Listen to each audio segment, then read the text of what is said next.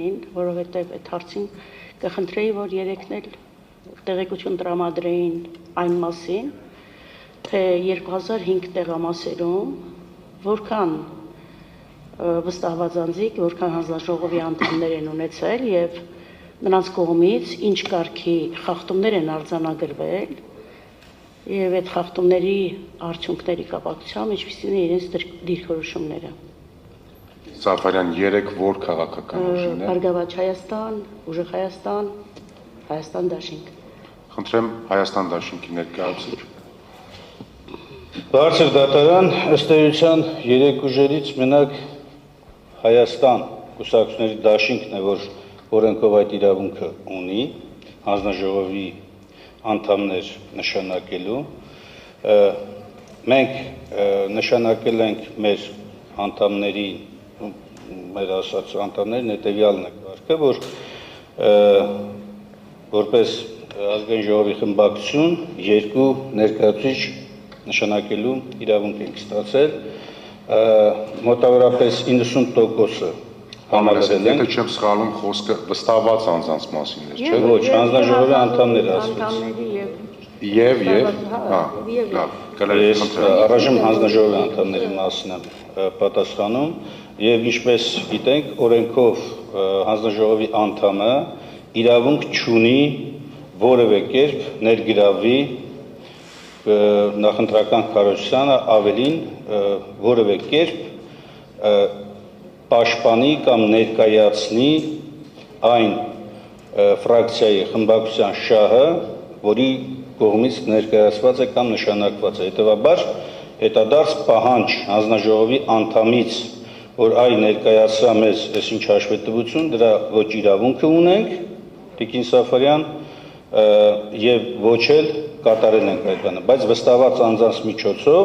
մենք կարողացել ենք արձանագրել, այո, մենք ունեցել ենք վստահված անձ շուրջ 1950 տեղամասերում եւ արձանագրությունները վստահված անձանց կողմից, որոնք որ հայտնաբերել են խախտումներ, կատարել են գրառումներ։ Մասշտաբայնությունը բուն տեղամասերում չի եղել այնպիսի մեծ ծավալների, որպեսզի մենք կարողանանք բոլոր տեղերում ինչ-որ մի ընդհանուր գիծ արձանագրել։ Դերևս այսքանը։ Շնորհակալություն։ Ուժեղ Հայաստան կուսակցությունների դաշինքի ներկայացուցիչ։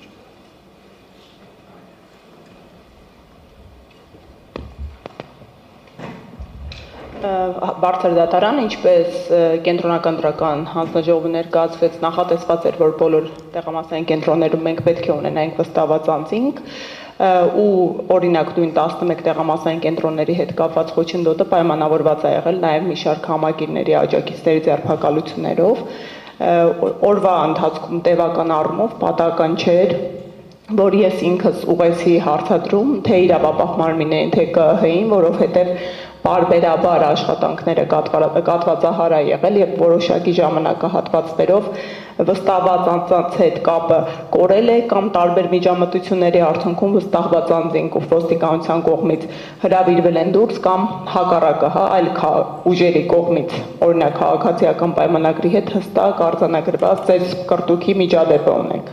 Այնպես որ համալիր կերպով նախատեսված էր, որ բոլոր տեղամասային կենտրոններում ներկայացվածություն պետք է ունենայինք, բայց այնուամենայնիվ